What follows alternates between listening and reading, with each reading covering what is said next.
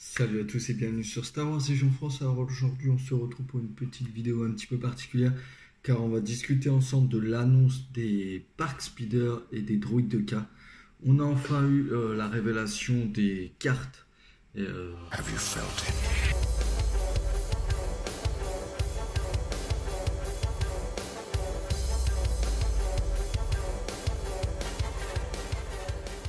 Alors donc le Bark Speeder, donc ce sera un support, donc il y aura un token d'ordre de support. C'est un speeder qui se déplace à 3, donc ça c'est logique et il coûtera en moyenne 25 euros.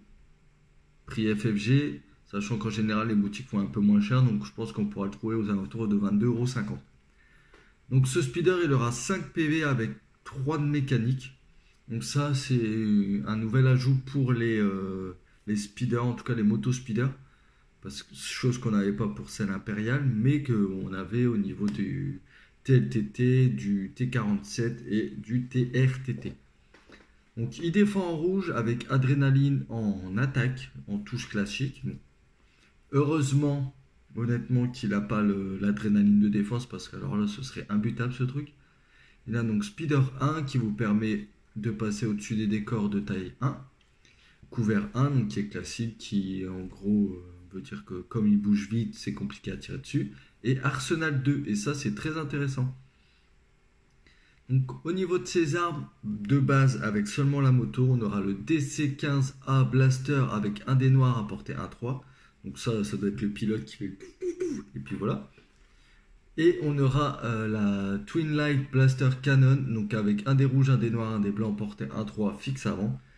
Ça c'est le même que le TRTT, que la carte d'amélioration du TRTT, donc c'est toujours bien.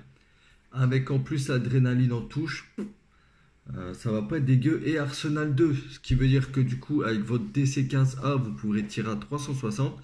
Et en face de vous, vous pourrez tirer avec un dé rouge, un dé noir, un dé blanc. Alors en carte d'amélioration, au niveau des cartes d'amélioration, on aura le Bark Twin Laser Gunner, donc un gunner à laser. Pour 10 ou 18 points, on voit pas très bien. Avec la portée 1-3, avec 2 dés noirs, 2 dés blancs, fixe avant. Donc là par contre, je rappelle qu'avec Arsenal 2, là par contre, avec le gunner dans le sidecar, ça va vraiment devenir intéressant le Arsenal 2. Parce que du coup, vous tirez à l'avant, vous pouvez balancer un dé rouge, un dé noir, un dé blanc. Et là en l'occurrence, plus 2 dés noirs, donc ce qui revient à 3 dés noirs. Plus un dé blanc qui revient à 3 dés blancs. Donc ça fait 1 rouge, 3 noirs, 3 blancs. Sur un tir, ça fait quand même pas mal de dégâts.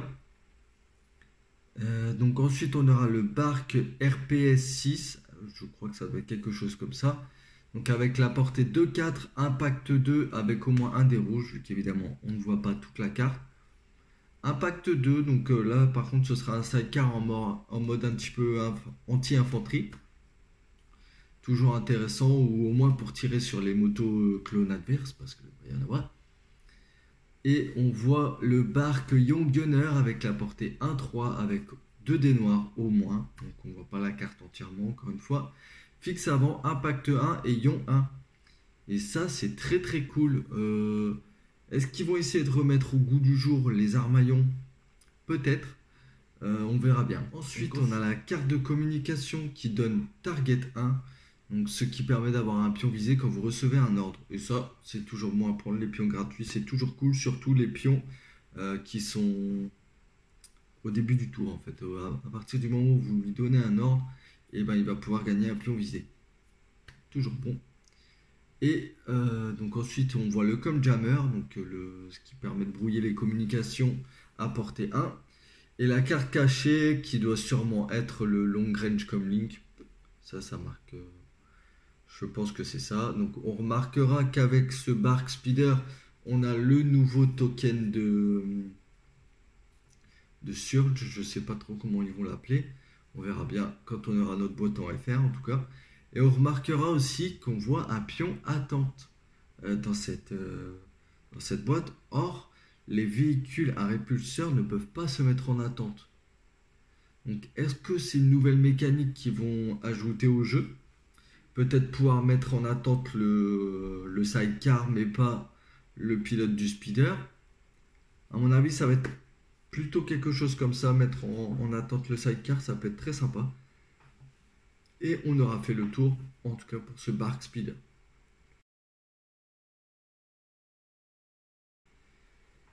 Pour continuer, nous aurons les droïdes 2K. Donc les droïdes 2K, c'est 30 € en moyenne, prix FFG. Donc en boutique, je sais pas trop encore, ça va peut-être être 27 quelque chose, on verra bien.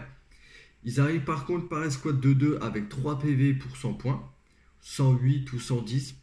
On voit pas très bien, évidemment, c'est pas faute de zoomer, mais bon, FFG aime bien flouter les cartes. Avec un mouvement de 1. Ils défendent en blanc avec l'adrénaline de défense, donc ça c'est toujours bon. Avec un seul emplacement d'amélioration, à savoir un slot de communication. Bon, au vu de leur carte, ils n'ont pas nécessairement besoin de beaucoup d'amélioration non plus, donc bon. C'est toujours ça, un petit pion de communication, histoire de leur mettre un long range comme Link ou HQ. On verra bien. Donc pour leurs mots-clés, on a High Attack Move. Donc si vous avez un jeton d'ordre face visible, votre première action doit être une attaque ou un mouvement. Ce qui veut dire que vous avez un pion d'ordre face visible sur les droïdes de K. Votre première action, vous ne pouvez pas viser, pas esquiver ou genre de bêtises. C'est une attaque ou un mouvement. Contrairement aux droïdes B1 qui, eux, ce sera une attaque directe. Donc bon, ça va être une unité qui va être assez tricky à jouer. Donc on va regarder les autres mots-clés. On aura le mot-clé générateur 1. Donc durant la phase de fin, vous pouvez retourner un jeton bouclier. En gros, une fois par tour, vous récupérez un bouclier si vous en avez dépensé ce round. Bien sûr, vous avez le mot-clé bouclier 4, donc à savoir vous avez 4 boucliers, 4 tokens de bouclier. Vous ne pouvez pas aller au-delà. Évidemment, même si vous avez vos 4 tokens de bouclier, vous ne pourrez pas en prendre un 5e avec le mot-clé générateur.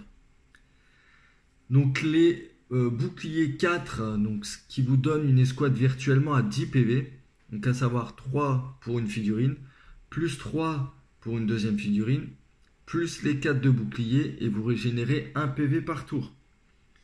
Donc en gros, vous vous faites tailler un short, vous décidez de ne pas dépenser vos boucliers, vous perdez une figurine, la figurine restante, il lui reste 3 PV, plus les boucliers qui sont encore restants, sachant que vous en régénérez un. Donc, honnêtement, c'est vraiment pas mal avec blocage, enfin défense en blanc, adrénaline de défense. C'est pas dégueulasse. Ensuite, vous aurez un nouveau mot-clé, donc le mode roue, donc je sais pas où elle move, où on gagne plus 2 en vitesse, donc pour le coup vitesse 3, avec un couvert de 2, mais on ne peut pas dépenser de jetons bouclier et ne pas attaquer non plus lors de cette activation. Donc ce mode de vitesse, il vous permet de vous déplacer rapidement, de vous replacer ou d'avancer pour le prochain round, de vous mettre à portée des ennemis et clairement d'abonner avec les armes des droïdes de K, donc à savoir le dual Twin Blaster canon portée 1-3 avec un dé rouge, 2 dés noirs, le mot-clé suppressif, fixe avant, bon ça c'est logique, et immunisé à la déflexion. Suppressif quoi. Avec un rouge, 2 noirs, vous tirez à 2, donc ça vous fait 2 rouges, 4 noirs. C'est pas dégueulasse quoi. Franchement, c'est vraiment une unité qui va être très très tricky à faire, à utiliser. En tout cas, je pense qu'il va falloir autant. Ça va être facile à jouer, mais difficile à maîtriser. Mais on remarquera aussi que les deux droïdes de K sur la boîte qu'on peut voir, ils sont tous les deux en position tireur. Alors que on a 2 positions différentes pour ces droïdes qui ont été révélés. Donc est-ce que la position enroulée, est-ce que c'est une exclusivité à la boîte de base de The Clone Wars? Peut-être, comme ils avaient fait avec la Motojet et le TLTT. Ça m'étonnerait même pas venant d'Asmodée FFG. Mais on a eu pas mal de gens aussi qui ont râlé au niveau de cette pose. Donc si on peut les avoir les deux, les bras déployés, moi je trouve ça cool. Je trouve ça cool. Et donc du coup je vais vous laisser pour cette vidéo. Je suis très content d'avoir pu partager ça avec vous.